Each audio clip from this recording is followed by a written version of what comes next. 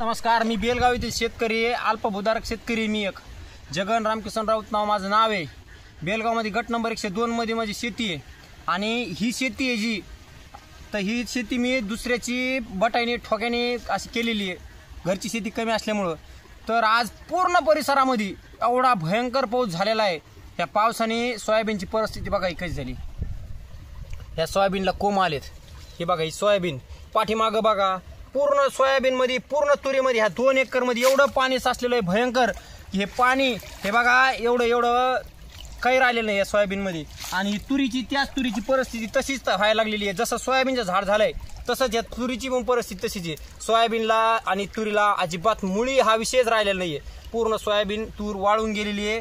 आज सरकारने शेतकऱ्याकडे लक्ष दिलं पाहिजे. असं हेच पीक म्हणून नाही आहे तूर आणि सोयाबीन, पूर्ण सोयाबीन तूर जे काय पिकं असतील तुम्हाला सांगतो सरकीची आज कापसाची अशी परिस्थिती झाली आहे. पूर्ण 10-20 दोड्या, एक तर माल कमी लागलेला आहे. 10-20 दोड्या आहेत सारख्याला. त्या दोड्या पूर्ण सडलेल्या आहेत, काळा पडलेल्या दोड्या. आता इथं कापूस माझा बाजूला प्लॉट आहे दाखवायला.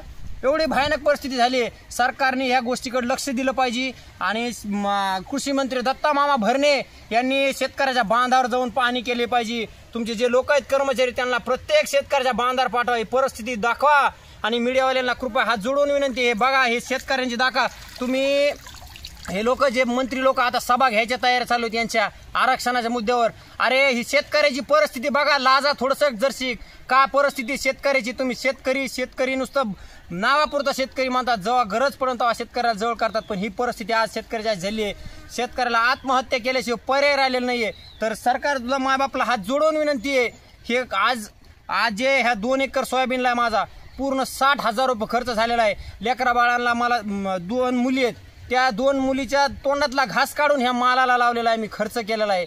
तर आज ही जर सोयाबीन जर तूरच नाही घरात गेली तर मुलींचं शिक्षण कसं करायचं. आज वर्षभर दवाखाना आहे, घर आहे, घर प्रपंच कसा चालवायचा. तर आम्हाला शेतकऱ्याला आत्महत्या केल्याशिवाय पर्याय राहिलेला नाहीये. हात जोडून विनंती आहे सरकार माबापला, त्यांनी शेतकऱ्याकडे लक्ष द्यावा. पीक विमा, अनुदान ह्या गोष्टी करून घ्यावा. जशा शेतकऱ्याला आता तुम्ही जी ई पीक पाहणी करायला लावली आम्हाला, ह्या ई पीक पाहणीचं सर्व्हर शेवटपर्यंत जाऊन राहिलेलं आहे. माझी ह्या शेताची ई पीक पाहणी झालेली नाहीये. तर आज या अनुदान पीक विमा कसा मिळेल मला.